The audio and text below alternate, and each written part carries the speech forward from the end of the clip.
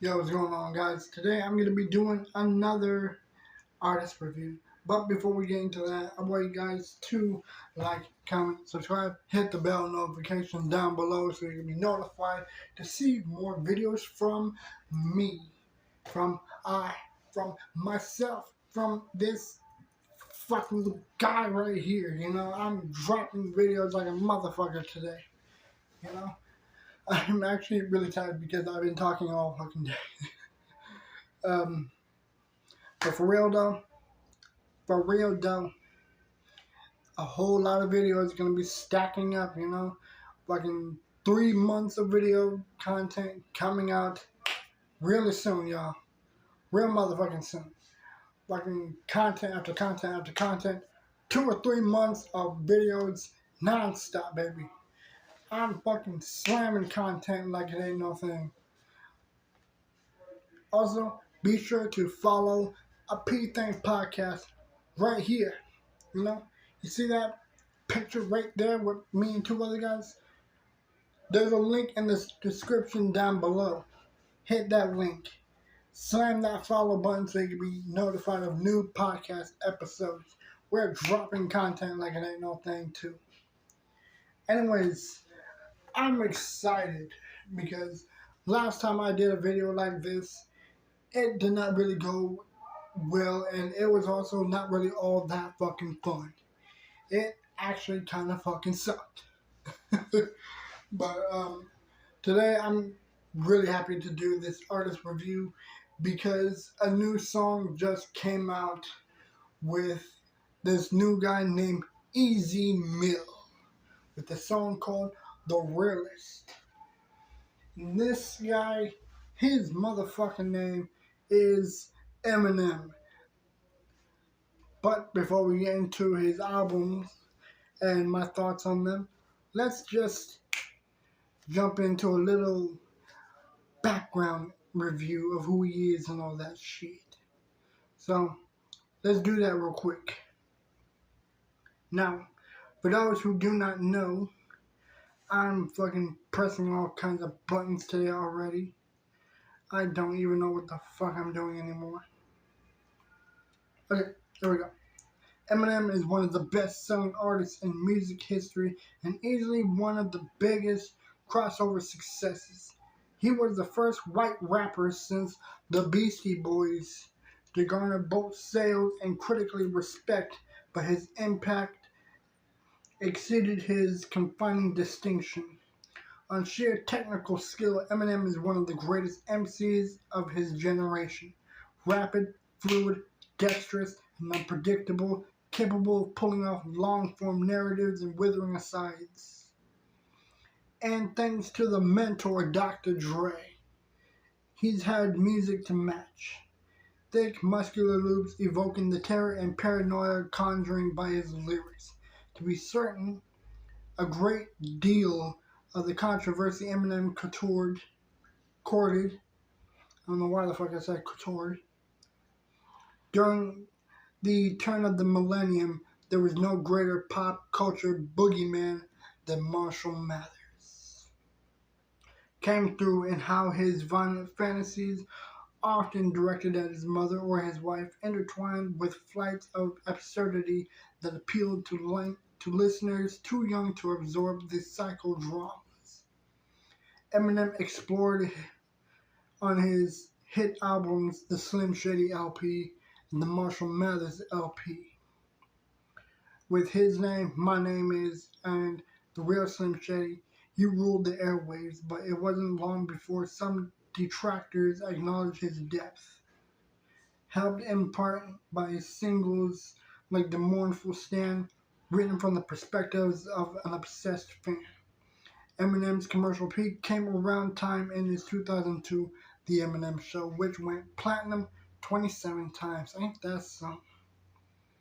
And with his crossover onto the big screen with that same year with 8 Mile, a film that earned him acclaim for his performance and an Oscar for the film's anthem, Lose Yourself, which was one of the biggest fucking songs that's ever came out, and even to this day still performed. A number of demons have led him to withdraw periodically, but he always returned with mid-career rejuvenations, like 2009's Relapse or 2020's Music to be Murdered by. Born Marshall Mathers in the Kansas City, Missouri suburb of St. Joseph, Eminem spent his childhood between Missouri and Detroit, Michigan. At the age of 14, he began rapping with his high school friend, the two adopting the names Mannix and M&M, which soon morphed into Eminem, which is the name that he goes by now. Under this name, Mathers entered battle rapping, a struggle dramatized in the fictionalized 8 Mile. Initially, the predominantly black audience didn't embrace him, but soon his skills gained him a reputation, and he was recruited to join several rap groups. The first of these was the New Jacks. After they disbanded, he joined Soul Intent, who released a single in 1995. This track also featured Proof, and the two rappers broke off on their own to form D12, aka Dirty Dozen, a 6-member crew that functioned more as a Wu-Tang style collective than a regularly performing group. And so after that, Dr. Dre recognized his skill and he signed Eminem years later. And after that, he became the like biggest name on the label of Aftermath. And after that, Eminem created Shady Records, which had D12 and I believe it also had 50 Cent. But other than that, man, that was pretty much some of the backstory that I can get into. Honestly, I could read a whole shit ton from top to bottom, but I'm not going to do that because I don't want to make this fucking video very long. So, you guys already get the gist. So, this is the part where I just get into his albums and his singles and give my thoughts and rate them. Starting off with the 1996 album Infinite, which the single is the only thing that's available on Spotify. But luckily, because I got help from a friend of mine, I managed to burn the Infinite album onto a disc. So I still have it to this day, somewhere in my stack. I don't know where. But it's like, it really gave Eminem a very interesting, like, introduction, because the way that he sounded on Infinite compared to how he sounded like years later and to how he sounds now, it is so fucking weird. But at the same time, it is interesting because you can really just listen to how so much has changed all throughout those years. So honestly, with the album Infinite, I don't really want to give my rating on it because it has been decades since I've actually heard the album from beginning to end. But if I do remember correctly, I did like the album from beginning to end. So I'm just going to give it a 10 out of 10. Because again, I do remember liking it when I first heard it. But that might also be because I was really deep in a fucking Eminem phase. But I'm going to give it a 10 anyways. And then with the 1999 album, the Slim Shady LP. And it's funny when you look at it because you fucking have Eminem in the background with his daughter and his wife in the trunk, and they're like sitting on a fucking, like next to some water and all that. And it's funny because even the name Slim Shady is like written in crayon like a fucking child did it. So it's funny, but at the same time I dig it. And honestly, my name is Guilty Conscience. role model, and I think as the world turns, we're like one of the biggest songs to really blow up like enormously, you know. So I'm gonna give the Slim Shady LP a 8 out of 10, you know, because there were some other ones that I didn't really care for all that much. But then when you get into the 2000s LP, to the 2000s album, the Marshall Mathers LP, everything completely took a whole different positive turn. But at the same time, there was some really like negative and graphic lyrics, like songs that you really question how they were even able to fucking like be listenable. And there were songs like "Kill You," "Stan," and "Kim."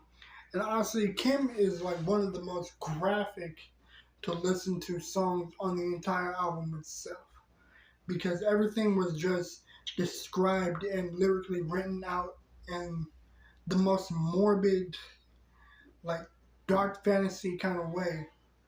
I'm not really gonna describe the song or talk about it because it is so violent and terrible. It's like you would have to listen to it and listen to the words because it is just completely like absurdly huge for such a fucking violent song, you know?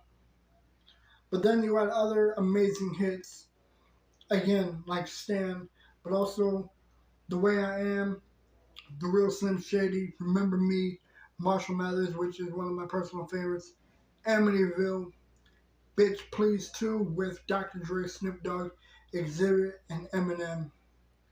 And then you got Criminal.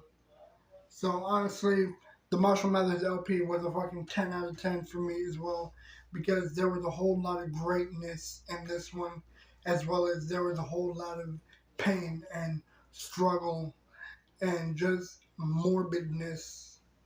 But it's like at the same time, again, they were just great because it was the early Eminem phase or the early Slim Shady phase, you know. And then with 2002 hit, the Eminem Show came out. Again, so many songs fucking blew up. So many songs were talked about, such as White America, Cleaning Out My Closet, Soldier, Say Goodbye to Hollywood, which did come out a little bit after the movie Alpha Dogs came out. So it's like that song played at the end of the movie. And also, I do recommend watching Alpha Dogs. It is a really good and upsetting movie. You know, because it's upsetting because it's based on a true story, but at the same time, it's a good movie. And I think it is the movie that, uh, the first movie that Justin Timberlake starred in and started his acting career. And then you got songs like Without Me, Superman, which also played on 8 Mile. It was like one of those bonus tracks, like one of those extras that you can watch. And then you got Haley's song, which is personally another personal favorite. Till I Collapse, featuring Nate Dogg. My Dad's Gone Crazy, which was the very first song that Haley Jade, his daughter, ever featured on. So the Eminem Show, I'd give this one, I'd give it a 8 out of 10 as well, you know, because there was a lot of great hits, but at the same time, there were some songs I didn't care for all that much. Then 2004, the Encore album. Now this one is a fucking 10 out of 10 out of 10 out of 10 out of 10 for me, because this, like, was the very first album that I heard growing up. This is what got me into Eminem. And I believe I even had like a little uh, cassette tape at the time, which had like a bunch of songs like Rain Man, Evil Deeds, um, Big Weenie, Just Lose It, Ass Like That. Like, there were so many fucking amazing songs on this album that I enjoyed growing up. But then there were like other songs like Chop Suey, Just a Friend by Biz Markie. Papa Roach was on it, I believe. Like, there were so many other different songs on this cassette tape. But honestly, man, there were so many fucking great songs on this. Evil Deeds, Never Enough featuring 50 Cent, Nate Dogg. Toy Soldiers, which was like, I believe this song came out a little bit after, maybe after Proof died, something like that. Or another member of D12, and then he ends up talking about like his beef with Ja Rule, you know. So it's like Toy Soldier was like a whole different project, but really enjoyable to listen to. And then there was Rain Man, which was hilarious. Big Weenie, that shit was funny. Just Lose It, which fucking Michael Jackson hated this song because he did not like any depictions of it. Ass Like That, Spend Some Time, Mockingbird, Crazy in Love, One Shot, Two Shot, We as Americans, and then um I think there was another one I can't remember. Oh yeah, there was also Mosh and Puke. These songs were just as great, so this album is a fucking straight 10 out of 10 for me. And then over time after that, Eminem completely had a drug issue to where he had to take 4 years to rehabilitate himself and go to rehab. So in 2000,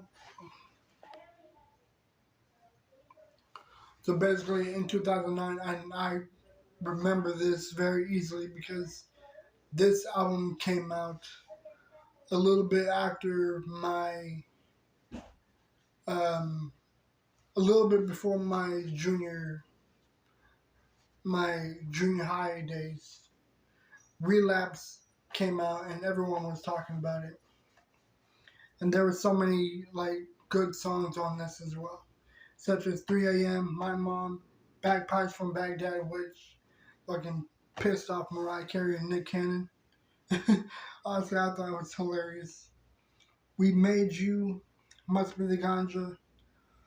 I believe there was also Beautiful, Crack a Bottle, Forever, which featured Kanye and Lil Wayne and Drake. This one was definitely huge as well. And then finally there was Music Box, My Darling, and Careful What You Wish For. Like, these songs were on the deluxe edition. But honestly, man, I would probably say that the Relapse Refill was. I guess I would give this album a 7 out of 10. You know, it's like it was cool, but there were some songs that were skippable. You know, because I didn't really like them all that much. I mean, the album was great regardless. Recovery came out in 2010. Did not really care for it all that much. I mean, it was cool. You know, there was some that I liked. Won't Back Down, WTP, Not Afraid, which was like one of my most played songs growing up. No Love featuring Lil Wayne. Cinderella Man, which was enormous as well. Love the Way You Lie, which was fucking memed a lot because it had Rihanna in it. And that was pretty much it. In my opinion, the songs that I liked. So I would give Recovery I would give it a 6. I'd give it a 6 out of 10. You know, it was pretty trash in my opinion. Then 2013, this was enormous because it came out around the same year that Tech Nine's Something Else came out. This album was huge as well. You know, because so many people were talking about it. Like, everyone in fucking high school were fucking blabbering their mouths about this album. especially with songs like Bad Guy, Rhyme or Reason, So Much Better, Survival, Legacy, Berserk, Rap God. Everyone was fucking playing Rap God everywhere I fucking went. Uh, Brainless, The Monster, Love Game featuring Kendrick Lamar, Evil Twin, and Wicked Ways. Some of the biggest songs on this one as well. Some of the other songs were not very memorable in my opinion, but this album was huge as well, especially for me in high school. But I would give this album a 6.5 out of 10. You know, it was cool. A lot of good shit on this. And that was until Revival came out in 2017. Not all that great. I would give Revival a fucking a 5 out of 10. No, 4. I'd give it a 4 out of 10 because there was some good songs. Because there was like a few good songs on this, but not a lot of really great ones. Like there was a few ones that were great, but the rest of the album was just, it really bombed, you know. It was just bad, and everyone was completely shitting on Revival. But happily and luckily, and the day that this video comes out, it will be around, like by the time that this video comes out, it will already be the 5th anniversary of the album Kamikaze, which came out in 2018. This one was a fucking 10 out of 10 immediately. Another 10 out of 10 album.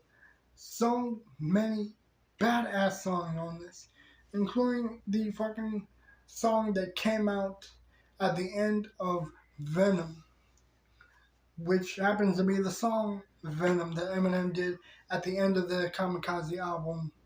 This one was enormous. And I remember really, really, really, really fucking wanting it a lot at the time. Because this album was huge. Like, I remember staying up, like, every morning, waiting to find something on Spotify or on YouTube for a new song, a new album, new update of some kind for it, you know? It's like, I stayed up a lot on Spotify and YouTube waiting for something to pop up. And when it came out, August 31st, 2018, Kamikaze dropped. Played that shit several times over. Completely removed everything that fucking even involved the fucking Revival. Kamikaze was, without a doubt, one of the dopest projects that M has dropped. But then, 2020 rolled in, completely blew Kamikaze out the water. With so many fucking amazing songs on this. And I believe Music to Be Murdered by Part 2 came out December 18th with bonus songs on this, you know. So it was like a side B album with like a bunch of bonus songs such as Black Magic, Alfred's Theme, Tone Deaf, Book of Rhymes, Favorite Bitch, Guns Blazing, Nat, Higher These Demons, Key, She Loves Me, Killer, Zeus, Thus Far, and then Discombobulated. And then it just jumps into the regular intro for the other one. But honestly, man, Music to Be Murdered by immediately blew my expectations away and immediately blew everything out of its way. Because this one was globally amazing. And then the Eminem Show Expanded Edition came out, which I was expecting some stuff, but a lot of it was just like bonus shit. So I was feeling it, but at the same time I wasn't, you know? Because there were songs like Stimulant, The Conspiracy Freestyle, Bump Heads, Jimmy Crack Corn, Freestyle #1, and then like a few other like instrumentals and live recordings and shit, you know. So there was only like 4 new songs on this one, but they were enjoyable to hear regardless. And then Curtain Call 2 came out with songs like Lighters, um, From the D to the LBC with Snoop Dogg, Nowhere Fast, Phenomenal, which came out for the fuck, I can't remember what movie it was. It was a boxing movie with Jake Gyllenhaal. I cannot remember what the fuck that was. It was definitely enjoyable, but the only downside to the song is that the hook was so fucking annoying. And then there were songs like You're Never Over, Is This Love on 9, Kings Never Die featuring Gwen Stefani, The King and I, which was for the Elvis Presley biopic movie, and then a few other ones. And then there was also, I think, the Rap God remix. But other than that, man, I mean, there was a lot of great shit that Eminem has dropped over the years, including albums like the Eminem Presents the Re-Up album, which was like a complete Shady Records project. You know, it's like everyone signed to the label, all gets to be part of that one album. And then you got both albums from D12 that were just as great. Albums such as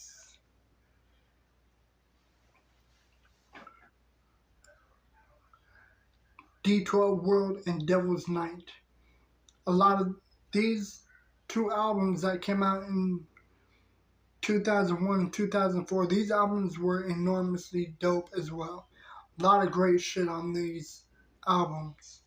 I was not really familiar with D12 until a few years after I heard Encore, because there were songs like um, Get My Gun, Leave That Boy Alone, How Come, My Band, which I remember really growing up listening to. And I think there was another one that I liked called 40 Ounce and American Psycho. Those songs were definitely in my childhood. I definitely remember hearing that shit when I grew up. And then for Devil's Night, there was Shit Can Happen, um, American Psycho, That's How People, Purple Pills, Fight Music, um, and Girls, which was like a diss song towards, um, I think it was a diss song towards ICP at the time. But other than that, I mean, D12 World and Devil's Night, like, were 10 out, were both like 7 out of 10 albums. Maybe 7.5, you know, because again, I was really feeling them. But Music to Be Murdered By, 10 out of 10. Curtain Call 2, I mean, for a few bonus songs, I'd say that it was a 10 out of 10 because this album had a lot of like personal songs that I liked. But other than that, man, I mean, I'd say that this entire catalog that Eminem did is just enormously great, you know. Eminem will still continue to be one of the dopest lyrical MCs of this generation. But let me know what you guys think in the comments down below. I'll see you guys in the next video. And also, let me know what favorite album you guys liked. And I'll see you guys in the next video. I'm out. Peace.